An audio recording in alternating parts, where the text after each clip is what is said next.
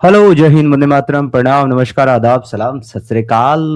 स्वागत है आप सभी लोगों का डिबेट कॉर्नर पे। और मैं आपका अपना दोस्त और होस्ट समीर सिद्धार्थ वेलकम करता हूं आपका एक और अनदर एपिसोड में डिबेट कॉर्नर के, जहां हमारे साथ एक और मुर्तद जो है मुर्तद इस्लाम हमारे साथ मौजूद हैं, जो आज अपनी जर्नी और अपनी स्टोरी आपके और हमारे साथ शेयर करेंगे। मैं इनके तारुफ में ज़्यादा कुछ तो नहीं कह सकता क्योंकि इनकी प्राइवेसी कंसर्न है, मगर मैं सिर्फ़ इतना आपको बता दूँ कि ये आज से कुछ वक़्त पहले तक, कुछ अरसे पहले तक इतने कट्टर मुसलमान हुआ करते थे कि जब ये एक्स मुस्लिमों की कोई वीडियोज़ देखते या उनकी कोई बात सुनते, तो इनका खून खौल उठता और ये उनको गालियाँ बकते और साथ ही साथ उनको जो है कत्ल करने का इरादा भी मज़हब इस्लाम के ताल्लुक से रखते थे। मगर जब इनकी आँख खुली उन्हीं एक्स मुस्लिम्स के वीडियोस देख करके और रिसर्च करके और स्टडी करके, तब इन्होंने हमारी जमात में शामिल होने का फैसला लिया। तो आज पेश करते हैं आपके सामने अपने प्यारे दोस्त, अपने प्यारे भाई, जो कि अपने आप को कहते हैं समीर जन्नती। तो सबसे पहले तो इस्तकबाल है आपका समीर भाई, most welcome to the debate corner, और बहुत-बहुत शुक्रिया कि आप तशरीफ लाए अपनी स्टोरी, अपनी जर्नी जो है वो हमारे साथ शेयर करने के लिए। सबसे पहले तो बताइए आप कैसे हैं? जी, बहुत-बहुत शुक्रिया समीर भाई आपका जो आपने मुझे इतना अच्छा मौका दिया आपके साथ बात करने के लिए, आपका बहुत-बहुत धन्यवाद। और मैं व्यूअर्स को नमस्कार, जय हिंद, जय भारत, वंदे मातरम, जितना भी हो सकता है आपकी तरफ से, मेरी तरफ से आप लोगों का मोस्ट वेलकम। जी। तो समीर भाई, थोड़ा-सा अगर आप अपने बैकग्राउंड के बारे में बताना चाहें, इस तरीके से कि जी। आपकी प्राइवेसी लीक ना हो, मतलब आपको जगह का नाम नहीं बताना, आपको अपना असल नाम नहीं बताना, फादर का नाम नहीं बताना, मगर आप ये जी, बता जी। सकते हैं कि आप किस मुआशरे में, किस तरह के परिवार में आप पैदा हुए, आपके परिवार वालों की जो ज़हन था, वो सोच था जो है, वो किस तरीके की है? क्या वो बहुत कट्टर मुसलमान है या फिर वो नॉर्मल है? और आप किस तरह के मुसलमान जो है साबिका रहे हैं? क्या कट्टर मुसलमान रहे हैं या फिर एक नॉर्मल जिस तरीके का न्यूट्रल इंसान होता है उस तरीके के? तो थोड़ा-सा अपनी जर्नी के बारे में आप बताइए। जी, जी, बिल्कुल इस अपनी जर्नी बताने से पहले मैं एक लोगों को बात बताना चाहता हूँ, अपने भाइयों को, कि आपसे बात करने से पहले हम लोग आपस में बात किए थे कि जो मेरी प्राइवेसी है, वो प्राइवेसी किसी को पता ना चल जाए। क्योंकि जो हमारे एक्स मुस्लिम जो भाई हैं, जितने चैनल हैं, तो जो जिस इलाके से मैं हूँ, उस इलाके में आप लोगों के वीडियोज़ जो हैं, उन लोगों के यूट्यूब्स पर, फेसबुक्स पर जो है जाते रहते हैं और वो लोग आप लोगों को गालियाँ बकते हैं और आप लोगों के शान में जैसे आप लोगों के बारे में जो है बुरा-भला कहते कहते हैं। और क्योंकि मैं भी पहले आप लोगों को बुरा-भला कहता था और जो कि मेरा एक इस्लामिक चैनल भी था, मुस्लिम टोर्नाडोज़ करके। तो जब आप लोगों की वीडियोज़ आती थी हमारे यूट्यूब पर सजेशन में, तो हम लोग आप लोगों के वीडियोज़ को नॉट इंटरेस्टेड कर देते थे ताकि जो हमारा ईमान है, हमारा ईमान बचा रहे। तो इतना खौफ था आप लोगों के वीडियोज़ से। तो जितने हमारे फ्रेंड सर्कल के लोग थे, भाई थे, तो वो आप लोगों को जो है गालियाँ बकते थे, बुरा-भला कहते थे और मैं भी कहता था। क्योंकि जो मेरी प्राइवेसी है, प्राइवेसी किसी को पता ना चल जाए। जो आप लोगों के जो व्यूअर्स हैं, हमारे मोहल्ले से भी हैं, हमारे गाँव से भी हैं, हमारे इलाके से भी हैं। तो इसीलिए मैं अपनी प्राइवेसी को हिडन करना चाहता था और आपसे बात भी इस बारे में किया हूँ। तो जो मेरी पैदाइश है, मेरी पैदाइश बिहार में हुई थी। तो बिहार में होने के बाद वहाँ पर मेरी जो है अरसा बचपन मेरी गुज़री।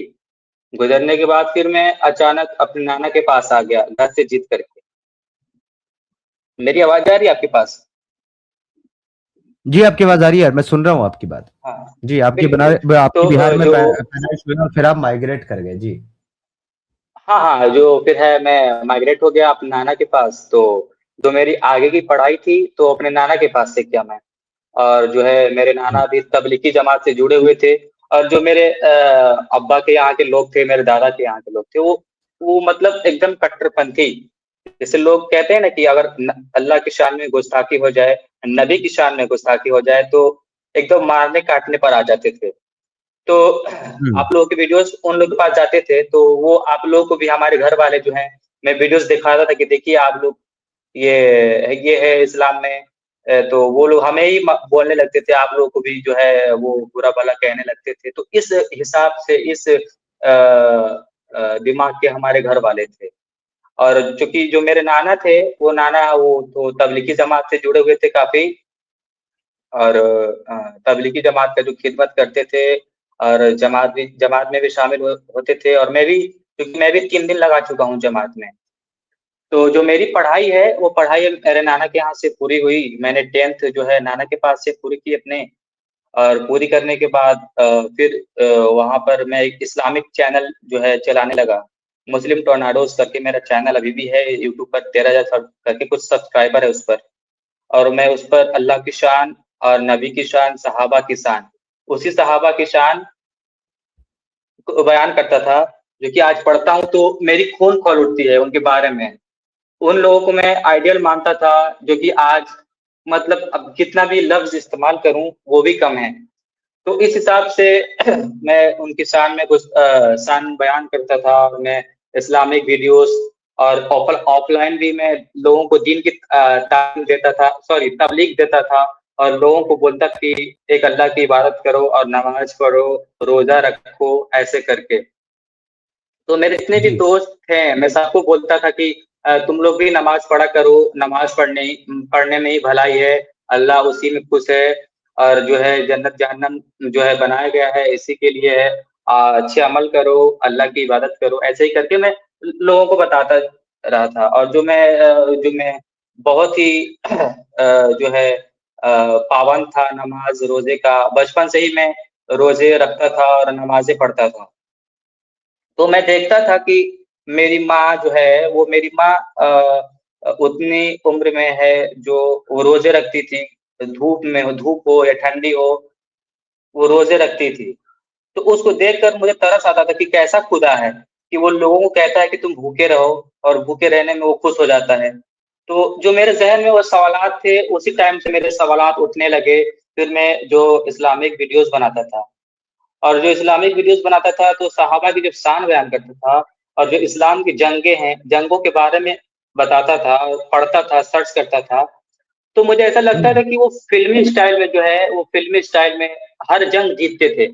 हालाँकि उस टाइम जो मुशरिकों की और काफ़िरों, यहूदियों की आबादी बहुत ज़्यादा थी कंपेयर टू मुस्लिमों से।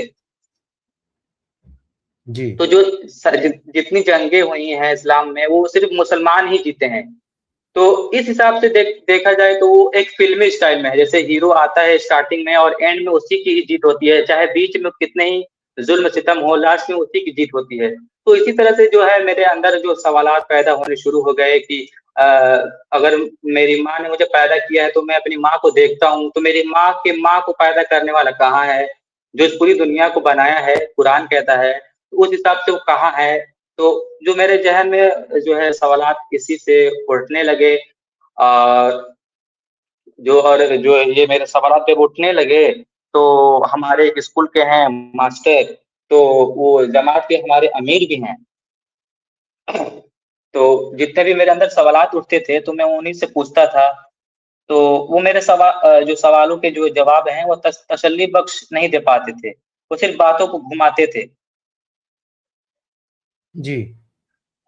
जी, तो यही सब जो तो जो मैं है मेरे मेरा एक सवालात सवाल आपसे यहाँ पर ये रहेगा कि जब आप जी, जी। इतने इंटू थे मज़हब में और आप इस तरीके से तबलीग किया करते थे, इस्लाम को प्रोपेगेट करते थे और तबलीगी जमात के साथ जी, आप जुड़े हुए थे। तो जी, अच्छा फिर ये आपकी ज़िंदगी में ये एक ड्रास्टिक चेंज जो आया है, इसकी शुरुआत जी। जो है वो होने का रीज़न क्या है? और कहाँ से ये शुरुआत जो है आपकी हुई है इस सफ़र की? जी, तो जो ये रीज़न पहले है कि वो जो मोहम्मद साहब की जो मैंने सीरत जो आप लोगों के वीडियोज़ से मैंने पढ़ा, जो मैंने रिसर्च किया आप लोगों की वीडियोज़ जितने हमारे एक्स मुस्लिम भाई हैं और जितने भी हमारे जो हैं उनके जो वीडियोज़ देखा मैं, तो मैंने हदीस देखा वो हज़रत आयशा और मोहम्मद साहब की शादी और चूँकि वो अपने बहू से शादी करते हैं और बहू से शादी करने के लिए जो है अडॉप्शन के जो बच्चों का है वो खत्म कर दिया गया। क्योंकि मैं मानता हूँ कि हज़रत उमर की खिलाफत में जो बच्चा पहले दफ़नाई जाती थी कि नहीं जाती थी, वो उनके दौर में खत्म हुआ। लेकिन एक तरह से देखा जाए तो बच्चों का जो पहले एडॉप्शन होता था, वो लोग पालते थे दूसरे के बच्चों को लेकर अपने बच्चे की तरह, तो ये खत्म कर दिया गया।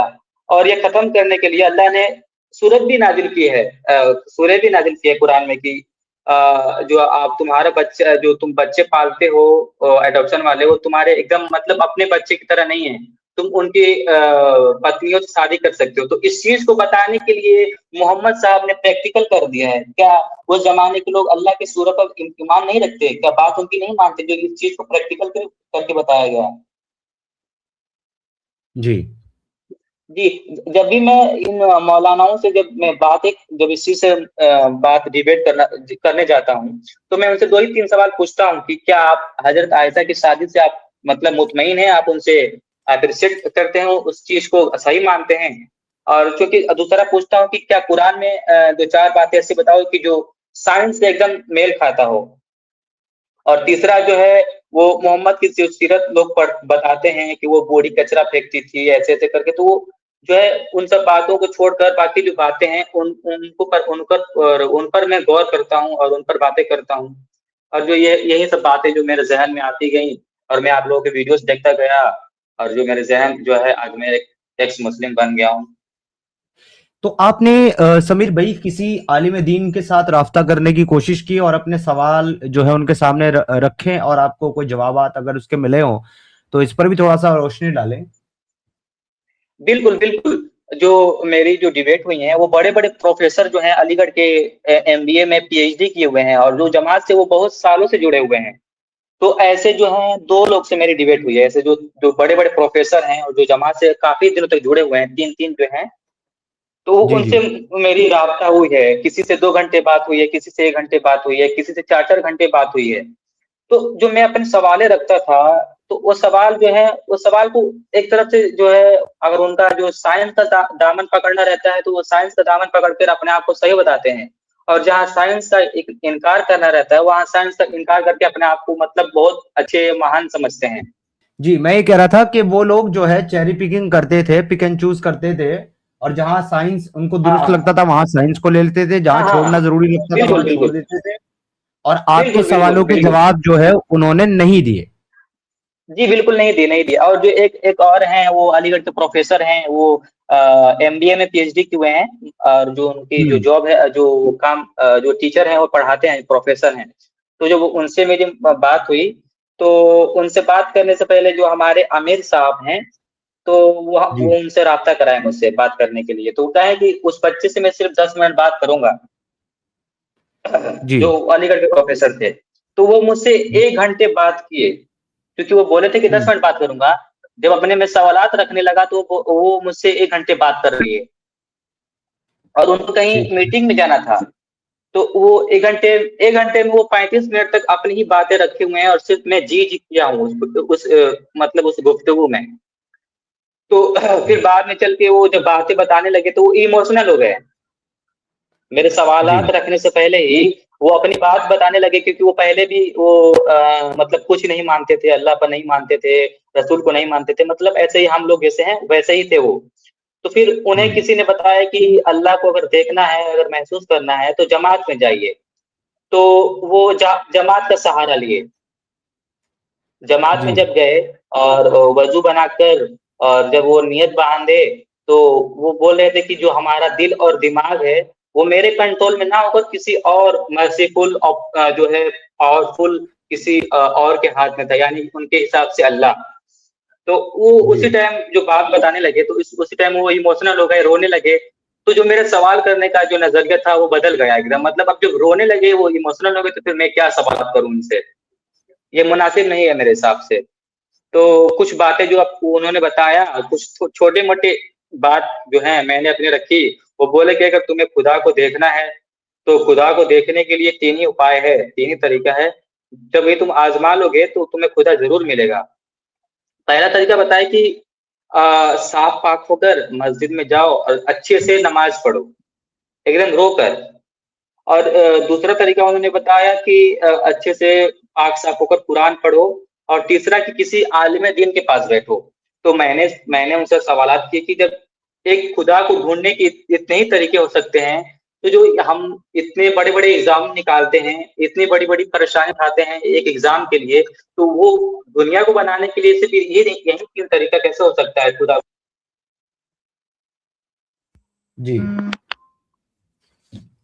तो देखिए समीर भाई, मैं एक डिस्कशन कर रहा था अभी कल, और वहां पर मैंने एक चीज जो है इसी ताल्लुक से बात रखी। मैंने कहा कि देखिए, जो भी आलिम दीन है, स्कॉलर्स है, वो हम तमाम मुस्लिम एक्स मुस्लिम को तो ये कह करके टाल देते हैं और हमारे सवाल नहीं लेते और हमारे साथ जी, डिस्कशन डिबेट नहीं करते कि ये लोग गुस्ताखी करते हैं, ब्लास्फेमी करते हैं, और इनके जो चैनल्स हैं वो ब्रॉथल है, कोठा है। लेकिन मैंने फिर वहीं पे एक टास्क ये दिया था कि अगर किसी मुसलमान को इनकी बातों की हक्कानियत और हकीकत जाननी है, तो कोई मुसलमान जो है जाकर के हुँ, इनसे वही सवालात कर ले जो सवालात हम एक्स मुस्लिम उठाते हैं। अगर ये आपको जवाब दे दें, हुँ, तो फिर वो जवाब ला करके हमें दे दें। मगर अफसोस की बात यह है कि देखिए, आप इसका एक और जीता जाता एग्जाम्पल और उदाहरण है कि ये मुसलमानों के सवालों के जवाब भी नहीं देते, और इसका रीजन सिर्फ यही है कि इनके पास जवाबात नहीं है। और जवाबात ना होने की वजह से ही ये लोग जो है, हम एक्स मुस्लिम्स को जो है मुर्तद मुशरिक कह करके, काफिर कह करके, ब्लास्फेमर कह करके गालियां देते हैं, लानतें भेजते हैं, और बुरे बुरे अल्फाज से हमको नवाजते हैं। मैं आपकी जी, इस एक बिल्कुल। बात से, इस एक एग्जाम्पल से मेरा ये कंक्लूजन जी, जो है ना, इसको और एक प्लस पॉइंट मिल गया है। तो जी। आपने जो है कब जाकर के ये महसूस किया, मतलब कितना अरसा हो गया आपको ये तय किए हुए कि भाई इस्लाम जो है वो जिस तरीके से दावा किया जाता है इस्लाम के बारे में, इस्लाम वैसे कोई सच्चा दीन और मजहब और किसी खालिक कायनात की तरफ से नहीं है, बल्कि एक मैन मेड आइडियोलॉजी, और आपको इसको अब फॉलो नहीं करना है, ये आपने कब तय किया, कितना अरसा हुआ? ये मुझे हो गए 1.5 साल के करीब हो गए, मुझे छोड़े हुए सब चीज़, हर नमाज़, रोज़ा, ज़कात मतलब जो जो मेरे जो मैं अपने हिसाब से कर सकता हूँ, वो मैंने 1.5 साल जी। से छोड़ रखा है। ओके। जी, तो और जैसे कि इस आप पहले मुसलमान रहते हुए पहले मुसलमान रहते हुए आप तबलीग करते थे, तो समीर भाई अभी एंटी तबलीग का कार्यक्रम चालू है कि नहीं है? बिल्कुल, बिल्कुल एकदम चालू है। जो मैं अपनी जो बातें बताता हूँ रेफ़रेंस के साथ अपने दोस्तों को, अपने जो है जो हमारे मोहल्ले के लोग हैं, तो वो लोग लगता है कि मुझे मार देंगे। जी। जब मैं बताता हूँ कि मोहम्मद साहब ने शादी की थी 6 साल की लड़की से निकाह और 9 साल की लड़की जो है वो रुखसती हुई थी, तो वो लोग लगता है कि ऐसे मार देंगे, लगता है कि मैं अपने तरफ से छाप रहा हूँ, अपने तरफ से बोल रहा हूँ। हालाँकि वो सही बुखारी की हदीस भी है इस चीज़ को दिखाता हूँ तो वो लोग नहीं मानते हैं, कहते हैं कि गलत है। जी। सही बुखारी की हदीस जी। को भी डिनाई कर देते हैं। हाँ देखिए, जरूरत पड़ने पर तो मुसलमान जो है वो कुरान की आयतों को भी डिनाई कर देता है, मतलब डायरेक्ट डिनाई नहीं करता, लेकिन इस सेंस में डिनाई कर देता है कि इस आयत का मतलब ये नहीं बल्कि ये है, और इसका कॉन्टेक्स्ट कुछ और है, ये कह करके वो अपनी हाँ, जान तो छुड़ा लेता है। हाँ, हाँ, तो ये जो है ये चीज़ जो है आलिम करते हैं, ये कारी जो है आलिम मुफ्ती करते हैं, लेकिन जो इस चीज़ की नासमझ हैं, जो कुछ नहीं जानते हैं दीन के बारे में तो वो सही बुखारी को भी डिनाई कर देते हैं, खारिज कर देते हैं एकदम कि नहीं ये गलत है। उनको क्या पता कि सही बुखारी क्या है? वो मुस्लिमों के जो है वो मोमिनों का जो वो सबसे ऊपर बुखारी जो है लिस्ट में सबसे ऊपर है। जी जी, नहीं, कुरान के बाद अगर सबसे मोतबर कोई किताब मानी गई है तो वो सियासित्ता की किताबों में सबसे ऊपर सही बुखारी मानी गई है।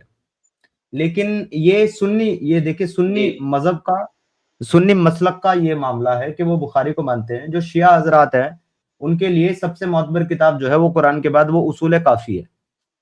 तो मतलब है, बहरहाल इनके पास किताबें, लेकिन उन्हीं किताबों को जिन पर ईमान रखते हैं और जिनसे अपने अकायद जो है वो लेते हैं, उन्हीं को फंसने पर जो है वो रिजेक्ट कर देते हैं और अपनी जान छुड़ा करके भाग जाते हैं। तो ये एक कह सकते हैं आप एक तरीके से बड़ी प्रॉब्लमेटिक चीज मुसलमानों के साथ है। क्योंकि अगर अच्छा, आजकल तो ऐसे भी लोग जो है ना वो जुद में आ गए हैं जो ये कहते हैं कि जी हम तो खालिस कुरानिस्ट हैं, हम हदीसों को मानते ही नहीं है। अब अगर उनसे पूछ लो कि अगर आप खालिस कुरानिस्ट हो तो फिर आप नमाज पढ़ते हो कि नहीं पढ़ते, तो उसमें कुछ तो पहले कहते थे कि हाँ जी हम पढ़ते हैं, तो उनसे पूछ लिया जाता था कि भाई नमाज क्या है, ये जो तरीकाकार है, ये तरीकाकार कुरान में कहाँ लिखा है, क्योंकि बाकी चीजों को आप मानते ही नहीं। तो वो जलेबी बनाना शुरू कर देते। अब उसमें भी एक नस्ल, एक कैटेगरी ऐसी पैदा हो गई है समीर भाई, जो ये कहते हैं कि हम तो नमाज पढ़ते ही नहीं है, क्योंकि नमाज का तो जिक्र कुरान में है ही नहीं। सलात का जिक्र है, हम तो सलात करते हैं, तस्बीह करते हैं, हम दुआ दरूद करते हैं, और हम नमाज नहीं पढ़ते। जी, तो समीर भाई आपने जो बातें अपनी जिंदगी के ताल्लुक से, अपनी जर्नी के ताल्लुक से रखी, वो डेफिनेटली जी। इंस्पिरेशन है उन लोगों के लिए जो मजहब इस्लाम को फॉलो करते हैं और एक्स मुस्लिमों की जी। बात ये सोच करके नहीं सुनते कि भाई हुँ, ये हुँ, तो गुस्ताख हैं, गुमराह हैं, भटकाने वाले हैं, इनको हुँ, सुनने से ईमान हुँ, खत्म हो जाता है। तो उनकी बिल्कुल। हालत तो बिल्कुल वैसी ही है जैसे कि हकीकत को देख करके आँखें मूंद लेना, यानी कि हाँ, खरगोश जो है वो बिल्ली को देख करके या चिड़िया जो है वो बिल्ली को देख करके अपनी आँखें बंद करके ये तसव्वुर करे कि अब बिल्ली को भी मैं बिल्कुल। दिखाई नहीं दे रहा या उस अब मैं हाँ, महफूज़ हो गया। तो ऐसी हालत इनकी है। हाँ, तो मैं इनकी है। आपसे जो है ना आखिर में बस यही कहना चाहूँगा कि आप जो है अगर हमारे इन मोमिनीन हज़रात के लिए, हमारे मोमिन भाइयों और बहनों के लिए अगर कोई पैगाम देना चाहें, तो आप हुँ। क्या पैगाम देना चाहेंगे इनको? पैगाम यही देना चाहता हूँ कि जो हमारे जितने भी मोमिन हज़रात हैं और जितने भी मेरे भाई और बहनें हैं, वो इस्लाम को पढ़ें, परखें और जो है कुरान को जो कुरान का मीनिंग है, वो मीनिंग के साथ पढ़ें और जितनी भी हदीसें, रिवायतें हैं एक तरफ से अगर पढ़ें तो उस जो अपने आँखों पर मज़हबी पट्टी जो बंधी हुई है, उसको हट कर पढ़ेंगे अगर एक इंसानियत के नाते इंसानियत के हुकूक से पढ़ेंगे तो आप पक्का ना एक दिन आप एक्स मुस्लिम हो जाएँगे। मैं गारंटी के साथ कहता हूँ। अगर आप पढ़े भी ना अगर हमारे जितने भी एक्स मुस्लिम हैं, हमारे भाई हैं, जितने काम कर रहे हैं, एक्स मुस्लिम मूवमेंट को ज़िंदा रखे हैं अभी तक, अगर उनकी वीडियोज़ अगर तसल्ली से देख लें, अगर अच्छे से देख लें, तो पक्का मैं गारंटी के साथ कहता हूँ कि वो मुस्लिम हो जाएँगे। और जो हमारे एक मुस्लिम जो जितने भी भाई लोग हैं, वो लोग हवा में बातें नहीं करते हैं। वो रेफरेंस के साथ बात करते हैं और जो दलाइल हैं, वो दलाइल के साथ बातें करते हैं। ऐसे थोड़ी ना कि हवा में बात करेंगे सिर्फ़ बातों में ऐसा ऐसा नहीं है। जितने भी हमारे इतना ही कहना चाहूँगा कि जो है मज़हबी पट्टी हटाकर आँखों से अगर इस्लाम को पढ़िए, पढ़ के तो मालूम चल जाएगा कि इस्लाम में है क्या? इस्लाम में काफ़िर, यहूदी, मुशरिक ईसाई पर अज़ाब का धमकी, बार-बार जहन्नम का डर, धमकी और यही सब बचा है, बाकी इस्लाम में कुछ है ही नहीं। सिर्फ़ इमोशनल बातें अगर इमोशनल बातें निकाल दी जाएँ, तो इस्लाम में कुछ नहीं बचता है। नहीं, 72 हूरें और जन्नत की शराब की, दूध की, शहद की नहरें भी होती हैं, समीर भाई, वो भी बची हुई हैं। हाँ, हाँ, हाँ, बिल्कुल, बिल्कुल। लोग कहते हैं कि उनके हिसाब से कि माँ के पैरों के नीचे पैरों के नीचे जन्नत है। तो जन्नत में क्या है मैं ये पूछता हूँ, 72 हूरें हैं, शराब की नदियाँ हैं, तो जो है किस तरह से इस बात को जो है एक तरफ से देखा गया है, बोला गया है कि मतलब क्या ही बताया जाए? जी, इसमें 2 सवाल जो हैं समीर भाई, 2 सवाल आखिर में मैं हाँ, उठाना चाहूँगा। जी, ये जो बात है माँ जी, के पैरों के नीचे जन्नत है, तो सवाल नंबर 1 तो ये है कि अगर वो माँ काफ़िर हो तब भी और दूसरा सवाल ये हाँ, है, जो मैंने एक आलिम हाँ, दीन से किया था। मैंने उनसे पूछा हाँ, था कि हाँ, जन्नत में तमाम मोमिन दाखिल होंगे? उन्होंने कहा बिल्कुल। फिर मैंने उनसे पूछा हुँ, कि क्या हुज़ूर सल्लल्लाहु अलैहि वसल्लम भी जन्नत में दाखिल होंगे? तो उन्होंने कहा कि हुँ, बिल्कुल सबसे आला मर्तबे पर, जो सबसे आला मर्तबा है, जन्नत का आला मुकाम है, वहाँ पर हुज़ूर जी, सल्लल्लाहु अलैहि वसल्लम जो है, वो फ़ाइज़ होंगे। तो मैंने पूछा कि क्या ये बात सच है कि माँ के पैरों के नीचे जन्नत है और जो मेरी वालिदा है उसके पैरों के नीचे तमाम जन्नत है? तो उन्होंने मुझे कहा कि ये मुहावरतन हुँ, बात है, जिससे ये इशारा किया गया है हुँ, कि अगर आप अपनी माँ की खिदमत करते हैं, आप अपनी माँ हाँ, की फर्माबरदारी करते हैं, तो आपको जन्नत मिल हाँ, जाएगी। तो हुँ, ये उस मामले में है। तो मैंने उनसे पूछा कि फिर तो माँ के सिर्फ़ पैरों की खिदमत करनी है या माँ की पूरी बदन की खिदमत करनी है, माँ की हर तरीके से खिदमत करनी है? तो उन्होंने कहा जी, कि माँ की जी। तो मुकम्मल तौर पर जो है वो खिदमत करनी है। तो फिर मैंने उनसे इसका जवाब हुँ, ये दिया कि अगर मुकम्मल तौर पर माँ का वजूद जो है वो जन्नत जाने का बाइस है, तो फिर जन्नत पैरों के नीचे होने से मुराद ये मिसाल नहीं है, मुहावरा नहीं है। तो फिर तो ये एक तरीके से पैगनिज़्म को रिप्रेज़ेंट करता है। जैसे कि मुशरिक लोग अपनी माँ के पैर छूते हैं, अपनी माँ के पाँव दबाते हैं और फिर ये समझते हैं कि भई हमारे माँ के पैरों में स्वर्ग है। तो वही चीज़, वही कॉन्सेप्ट आप इस्लाम में लेकर के आ गए। मगर बहरहाल मैंने उनसे अपना आखिरी सवाल फिर आगे ये सब कंटिन्यू किया कि मुझे बताइए कि जब आप ये कहते हैं कि आप हुजूर सल्लल्लाहु अलैहि वसल्लम और तमाम मोमिनीन जन्नत में दाखिल होंगे और वो जन्नत मेरी वालिदा मेरी माँ के पैरों के नीचे है, तो आपके तमाम मोमिनीन और हुजूर सल्लल्लाहु अलैहि वसल्लम कहाँ हैं? तो वो इस सवाल के जवाब में जो है वो खामोश हो गए और इसको कहने लगे कि तुम हमारे नबी की गुस्ताखी कर रहे हो, तुम हमारे नबी को अपनी माँ के पैरों में डाल रहे हो। इस तरह की बातें, जबकि इस तरह की कोई बात मैंने नहीं कही थी। मैंने सिर्फ उनकी कोटेशन, 2 कोटेशन मैंने उनसे उठा करके पूछ ली। तो मैं इस ताल्लुक से यही कहना चाहता हूं तमाम मुसलमान भाइयों को कि भाई आप भी इसके ऊपर गौर व फिक्र जरूर करें। और बहुत बहुत अच्छा लगा हमें आज समीर जन्नती भाई के साथ बातचीत करके, मजा आया।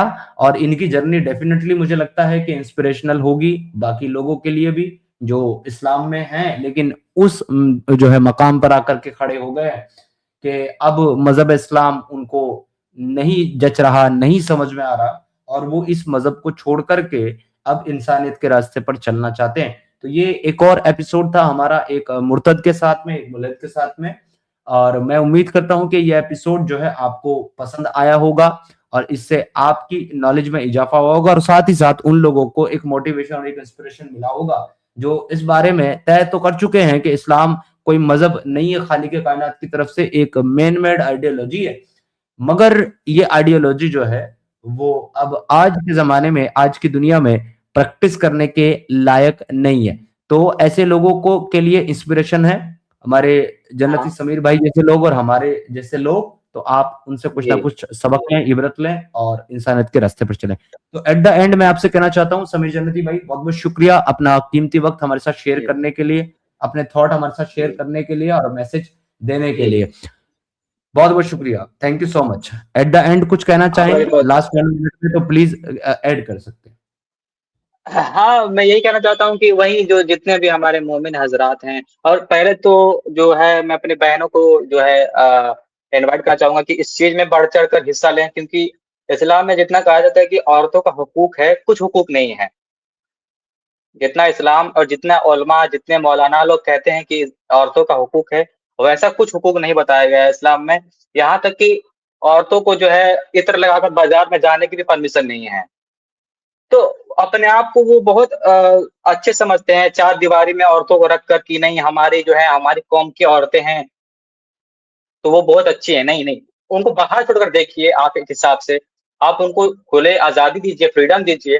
तो मैं ये कहना चाहता हूँ कि हमारे जो है ये एक्स मुस्लिम मूवमेंट है, इसमें जो है हमारी बहनें बढ़-चढ़ कर हिस्सा लें, वो अपनी बातें रखें, तो ताकि ये जो है और भी हमारे जो मोमिना हैं वो लोग इंस्पायर हों उनकी बातों से। बस मैं ये कहना चाहता हूँ लास्ट में।